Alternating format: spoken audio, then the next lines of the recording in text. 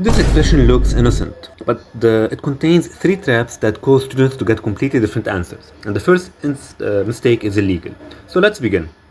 Okay, so we need to simplify radical 3 plus radical 3 plus 1 over radical 5 minus radical 3 plus 1. So let's not calculate it yet. Let's first examine the first mistake. So mistake number 1 is cancelling added terms. So most people think that you might be able to cancel radical 5 and radical 5, radical 3 and radical 3, 1 and 1. So this is the way most people will do it. Many people will do it. And as you know, this is completely wrong because you cannot cancel terms when you have addition between them. So this first mistake is completely wrong. It will make you lose grades on your exam.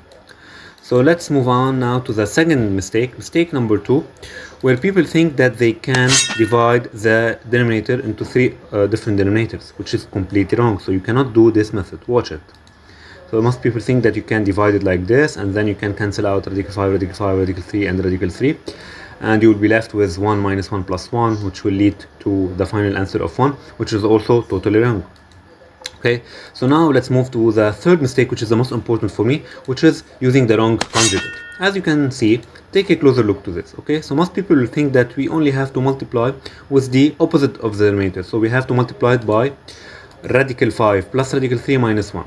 But that's completely wrong, guys, because you have three terms in the denominator. As you can see, we have radical 5 as a term, radical 3 as a term, and plus 1 as a term. So you don't have two terms. In this case, we have to think outside of the box. We have to rearrange this this denominator into one that contains two terms.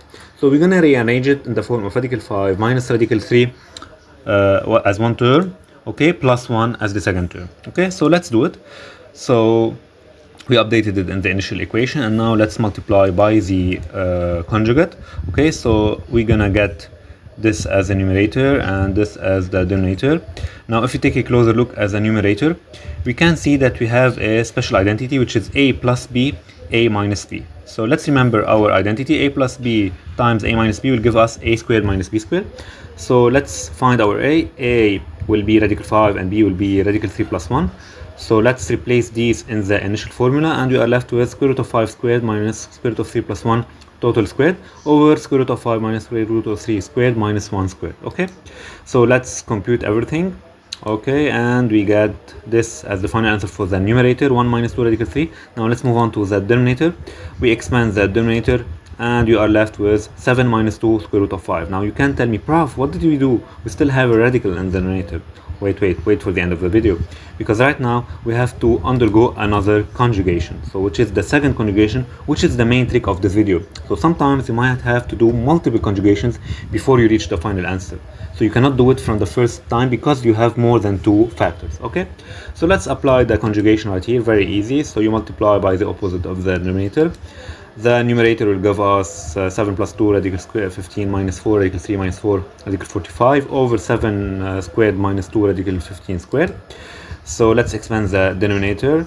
Okay, and we are left with minus 11. And right now we have no more radicals inside the denominator, which is the main goal that we have, which is the main goal that we need to reach. Right now let's rearrange it because we have minus in the denominator.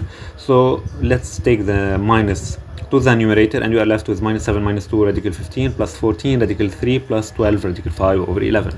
And here is your final answer.